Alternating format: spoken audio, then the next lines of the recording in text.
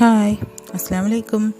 ഞാൻ ഇന്ന് പ്രോൺസിൻ്റെ ജ്യൂസി ആയിട്ടുള്ളൊരു ഫ്രൈ ആണ് എൻ്റെ വീഡിയോയിൽ കാണിക്കാൻ പോകുന്നത്. നിങ്ങൾ ആദ്യമായിട്ടാണ് എൻ്റെ ചാനൽ കാണുന്നതെങ്കിൽ സബ്സ്ക്രൈബ് ചെയ്യുക, ബെല്ലൈക്കൺ ക്ലിക്ക് ചെയ്യുക.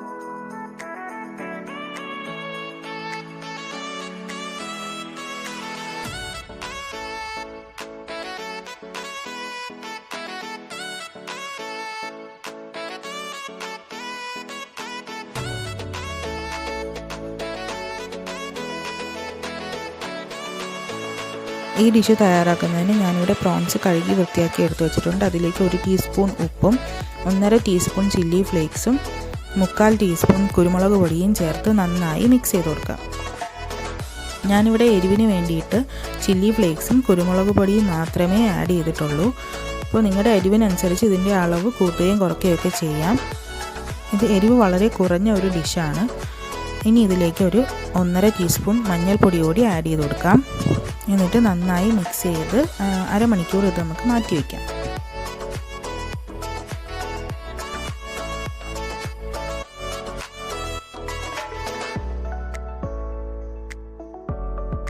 അരമണിക്കൂറിന് ശേഷം ഒരു ഫ്രൈ പാൻ അടുപ്പത്ത് വെച്ച് അതിലേക്ക് 2 ടേബിൾ സ്പൂൺ വെളിച്ചെണ്ണ ഒഴിച്ചു കൊടുക്കാം.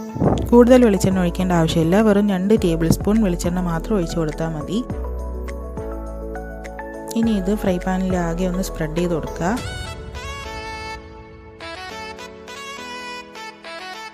അതിനുശേഷം മാരിനേറ്റ് ചെയ്ത് വെച്ചേക്കുന്ന പ്രോൺസ് ഇട്ട് ഫ്രൈ ചെയ്തെടുക്കാം. ഓവർ കുക്കാവണ്ട, ഒരു പകുതി കുക്കായാൽ മതിയാവും.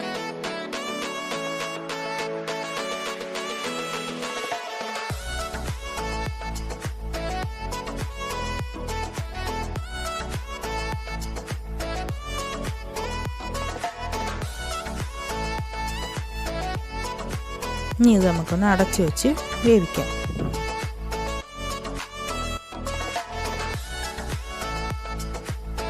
ഇനി ഇതിലേക്ക് 10 അല്ലി വെളുത്തുള്ളി തൊലിയോടുകൂടി ചതച്ചതും ഒരു 3 ചെറിയ പച്ചമുളക് കീറിയതും കൂടി ഇട്ട് കൊടുക്കാം. എന്നിട്ട് നന്നായി വഴറ്റി കൊടുക്കുക.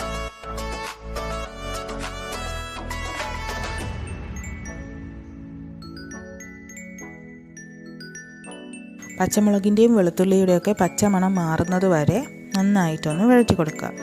ഇതൊക്കെ ചെയ്യുമ്പോൾ ഫ്ലെയിം ലോയിലായിരിക്കാൻ വളരെയധികം ശ്രദ്ധിക്കണം. ഇനിയാണ് ഇതിൻ്റെ പ്രധാനപ്പെട്ട ഇൻഗ്രീഡിയൻറ്റ് ചേർക്കാൻ പോകുന്നത്. അതിനായിട്ട് ഞാനിവിടെ 1 കപ്പ് തേങ്ങാപ്പാൽ, നല്ല കട്ടിയുള്ള തേങ്ങാപ്പാൽ എടുത്തിട്ടുണ്ട്. അതിലേക്ക് കുറച്ച് കരിവേപ്പില മുറിച്ചിട്ട് കൊടുക്കുക. അതിനുശേഷം അതിലേക്ക് 2 ടേബിൾ സ്പൂൺ വെളിച്ചെണ്ണ കൂടി ഒഴിച്ചു കൊടുത്ത് നന്നായിട്ട് മിക്സ് ചെയ്യുക.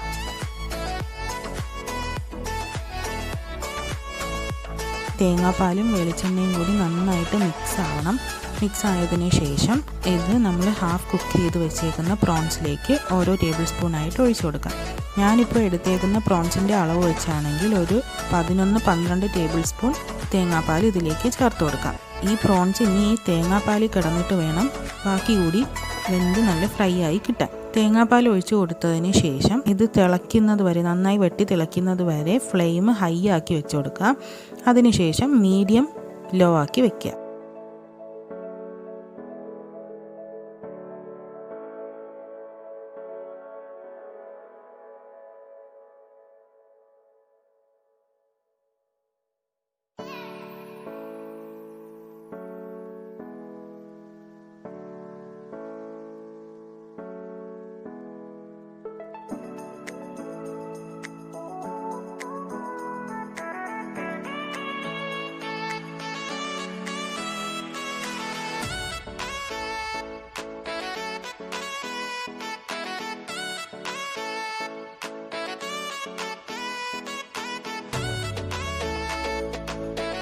ഇപ്പോൾ തേങ്ങാപ്പാൽ മുഴുവനും വറ്റി ഓയിൽ സെപ്പറേറ്റ് ആയി വന്നിട്ടുണ്ട്.